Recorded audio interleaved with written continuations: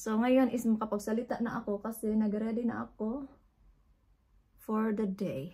So, si Dave at saka si Kira nakaalis na sila. Dinrap lang ni Dave si Kira sa school.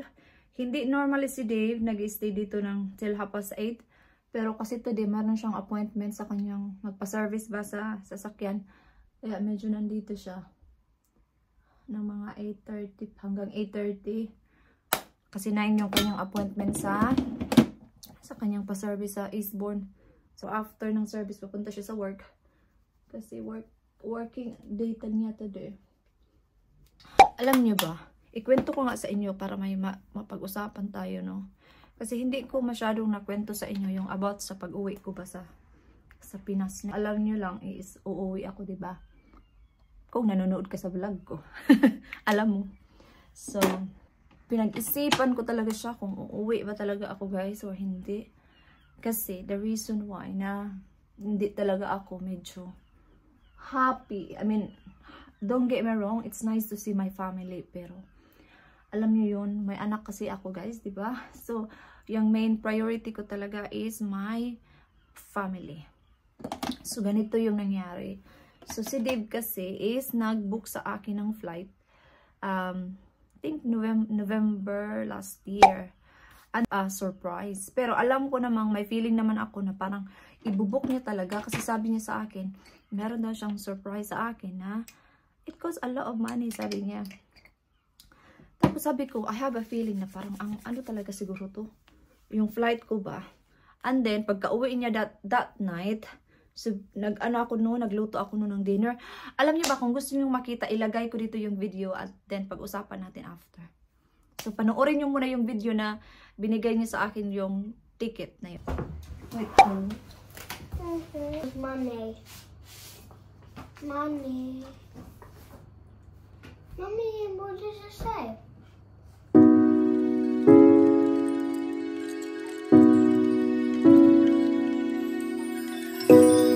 So, yun na. So, napanood nyo na ba yung video? So, yun yung nangyari that night. So, after nung pagkabigay niya talaga ng ticket na yun, na surprise na yun, para talaga akong happy na parang hindi happy. Kasi syempre, di ba, ako lang yung mag-isa yung uuwi. And don't get me wrong, as much as gusto kong makita yung family ko, syempre, pinag-isipan ko rin talaga na iiwan ko si Kira sa kanya, kay Dave na ganun katagal, yung 2 weeks talaga, di ba? Kasi 2 weeks ako uuwi. Pero normally, pag kami talagang lahat yung uuwi, nasa 3 weeks. So, sabi ko kay Dave na, hindi ko kaya na uuwi ako mag-isa na iiwan ko si Kira. Pero alam ko naman sa sarili ko na okay lang si Kira kasi nandiyan naman yung lola niya, nandiyan naman yung auntie niya. Pero iba pa rin talaga, guys, yung mama. Kasi basta iba siya. Iba pa rin talaga yung mama pag nag-alaga, diba? And also, tayo ang main responsible sa anak natin. So, sabi naman ng mga in-laws ko, it would be nice naman kung uwi daw ako mag-isa. At least ma-spend time ko din yung family ko na ako lang. And don't worry about Kira daw kasi okay naman siya. Okay naman siya. Si Kira kasi, guys, ano siya, ma-auntie siya, ma-daddy siya, ganun. Kaya, sinabi ko kay Kira, sama ka na lang sa akin. I mean, the last time kasi, nung umuwi kami last year, sabi niya talaga ang layo daw. Ayaw gusto niya umuwi nung maglalan pa lang kami sa Dubai. Sabi niya, I wanna go home. Kasi that time kami yung nauna ni Kira pa. Tapos sumunod si Dave. Sabi niya sa akin, I wanna go home. So, imagine na malayo talaga siya and nabuboard siya sa that long flight. So, sabi ni Dave, ikaw na lang isa umuwi. Okay lang naman si Kira sa akin daw. Pero, kaya nga as a mom, parang may nagigilt ka na iiwan mo yung anak mo. Pero anak din kasi ako, guys. So gusto ko din makita yung family ko. Kaya naintindihan din yun ni Dave. To think na siya pa nga yung bumili ng ticket ko ba. And I'm not bragging or anything, but the flight cost about 1,321. Yeah, it's 1,321 pounds ang cost ng flight. And then, 2 days ago, so sabi ko, gusto ko na lang talagang isama si Kira. So, nagtingin-tingin ako ng flight.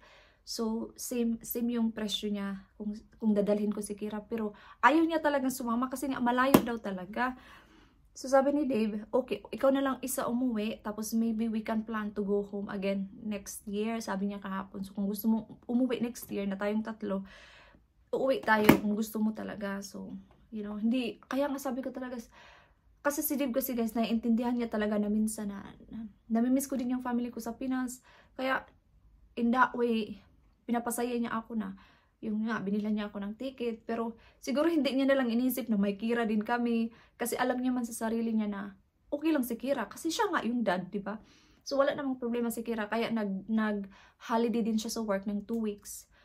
Tapos, mag-holiday din yung mga in-laws ko, silang lahat, mag-holiday sila ng 5 days. Doon din sa mga 1.5 hours na from where we live. So, kaya sabi ng mga in-laws ko, you don't have to worry about Kira. She will be fine.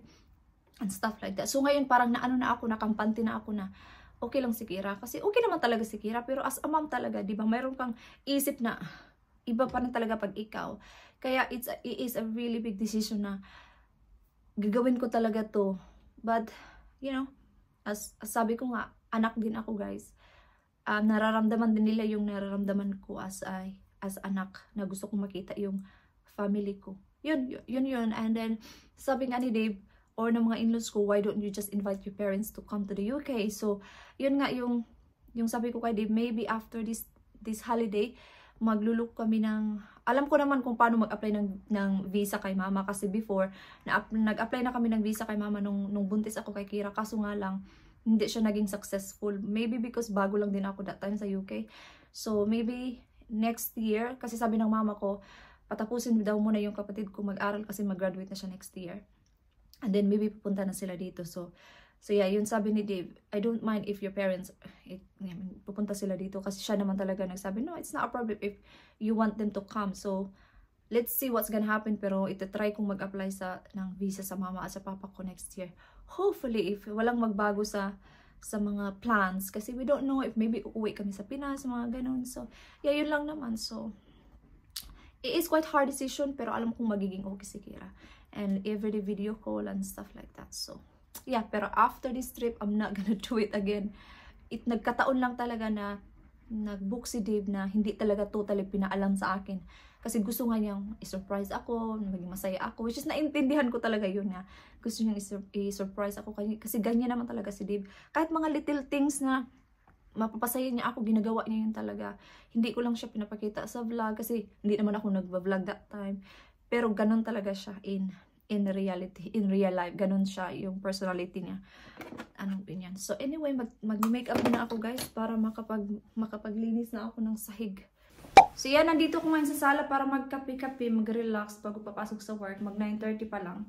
Tapos 11:20 ako pupunta sa work kasi 11:30 yung aking pasok. Malapit lang naman kasi yung work ko kaya hindi ako masyadong nagmamadali. And then meron ako ditong croissant para sa aking kape. So yeah, alam niyo ba, nakamine na naman ako ng gold sa live selling. Naku talaga. So nag-live kasi sila kahapon sa Instagram. Lahat ng mga ni-live nila is mga brand new.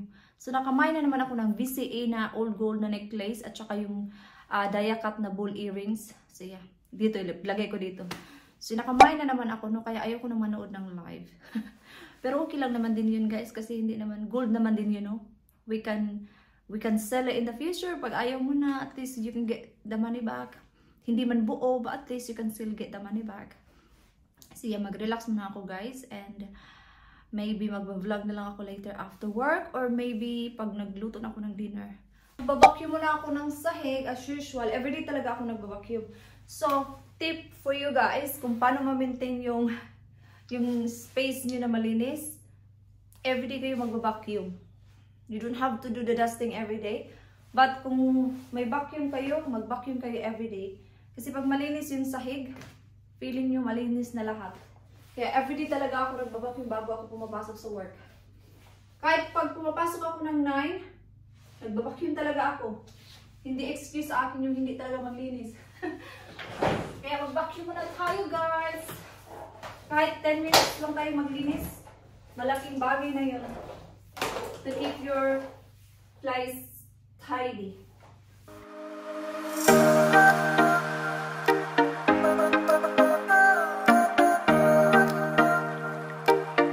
Gusto ko sanang bumili yung ano ba, yung Dyson na vacuum. Pero marami kasi akong nababasa sa mga reviews na madali na siyang malubat. Yung Henry is very, ano siya, yung stock niya is very good. As long as hindi pa puno. Kaya sabi ko, magtiis na lang muna kami sa kay Henry, no? Kasi bumili kami ng Dyson na 500 pounds, ata yun, 30,000 pesos. Tapos marami nagsasabi na madali siyang malubat. Kaya, wag muna yun. Then, mag-vacuum din ako dun sa kwarto.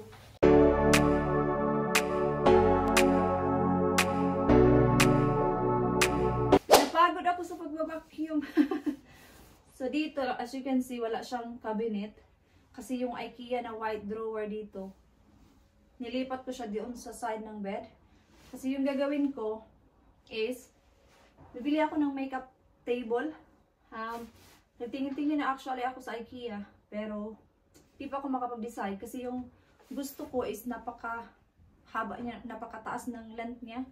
So, maghahanap ako online. Sabi nga ni Dave, gusto mo ba ng makeup table? Sabi ko, no, I don't need it. Kasi ayoko siya yung bibili pa.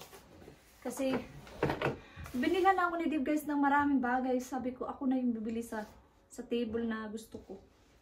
Kaya, itong space na to is magiging makeup table ko with chair. Para mag-makeup ako. Dito na ako guys.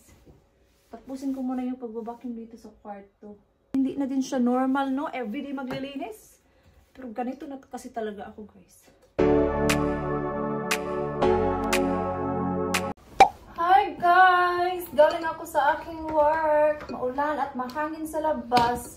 So kakauwi ko lang talaga 5 minutes ago. At ako'y magkakape. Hi! Kape is life! Magkape tayo para mainitan yung ating kamay at yung ating tiyan. Ito yung ano ko, hot cross bun kayo ng umaga na hindi ko naubos. Kasi nabisi ako sa pag-alaga ng aking anak. Busy talaga pag umaga kaya magtutus ulit ako pero kuha tayo ng bago. Nung naglinis kami ng kwarto ni Kira, may mga laruan siyang sabi niya, ibigay niya na daw. So tingnan niyo, oh ang ganda pa nito. Kung pwede ko lang sanang isend ko lahat sa Pinas. Isisend ko na ito lahat pero kakasend ko lang kasi. So ito oh. So ibigay ko sa charity. Ipapadrop ko to kay di bukas bago siya pupunta sa work. Kasi sayang. Ayaw ko din itapon kasi magaganda po to.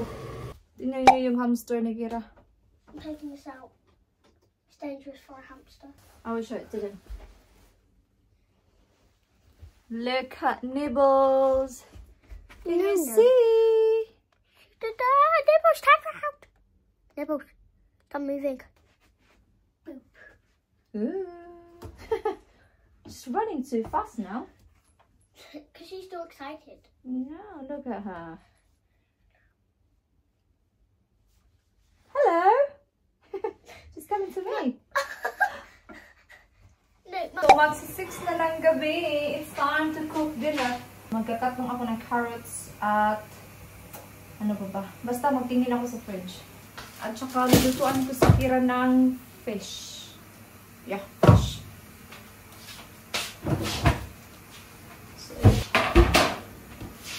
So ito yung dinner ni Dave. Tapos mag-ano ako ng jacket potato.